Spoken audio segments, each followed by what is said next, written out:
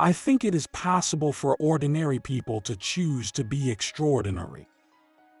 When something is important enough, you do it even if the odds are not in your favor. Some people don't like change, but you need to embrace change if the alternative is disaster. Failure is an option here. If things are not failing, you are not innovating enough. The path to the CEO's office should not be through the CFO's office, and it should not be through the marketing department. It needs to be through engineering and design. Persistence is very important. You should not give up unless you are forced to give up. I think it's very important to have a feedback loop where you're constantly thinking about what you've done and how you could be doing it better. There's a tremendous bias against taking risks. Everyone is trying to optimize their ass covering. It's okay to have your eggs in one basket as long as you control what happens to that basket. Brand is just a perception, and perception will match reality over time. Sometimes it will be ahead, other times it will be behind.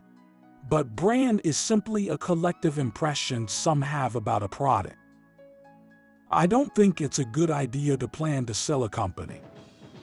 It is a mistake to hire huge numbers of people to get a complicated job done. Numbers will never compensate for talent in getting the right answer. Two people who don't know something or know better than one will tend to slow down progress and will make the task incredibly expensive. A company is a group organized to create a product or service, and it is only as good as its people and how excited they are about creating. I do want to recognize a ton of super talented people. I just happen to be the face of the companies. People work better when they know what the goal is and why. It is important that people look forward to coming to work in the morning and enjoy working. If you're co-founder or CEO, you have to do all kinds of tasks you might not want to do. If you don't do your chores, the company won't succeed. No task is too menial. I say something, and then it usually happens. Maybe not on schedule, but it usually happens. I do think there is a lot of potential if you have a compelling product, and people are willing to pay a premium for that.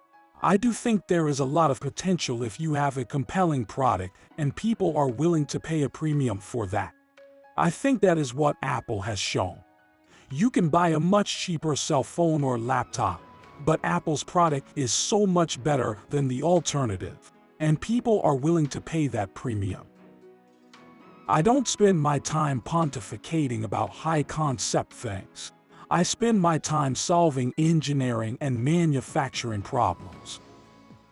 I always invest my own money in the companies that I create. I don't believe in the whole thing of just using other people's money. I don't think that's right. I'm not going to ask other people to invest in something if I'm not prepared to do so myself. My biggest mistake is probably weighing too much on someone's talent and not someone's personality. I think it matters whether someone has a good heart. I don't create companies for the sake of creating companies, but to get things done. I don't believe in process. In fact, when I interview a potential employee and he or she says that it's all about the process, I see that as a bad sign. The problem is that at a lot of big companies, process becomes a substitute for thinking. You're encouraged to behave like a little gear in a complex machine. Frankly, it allows you to keep people who aren't that smart, who aren't that creative. Starting and growing a business is as much about the innovation, drive, and determination of the people behind it as the product they sell.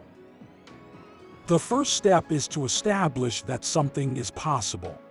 Then probability will occur.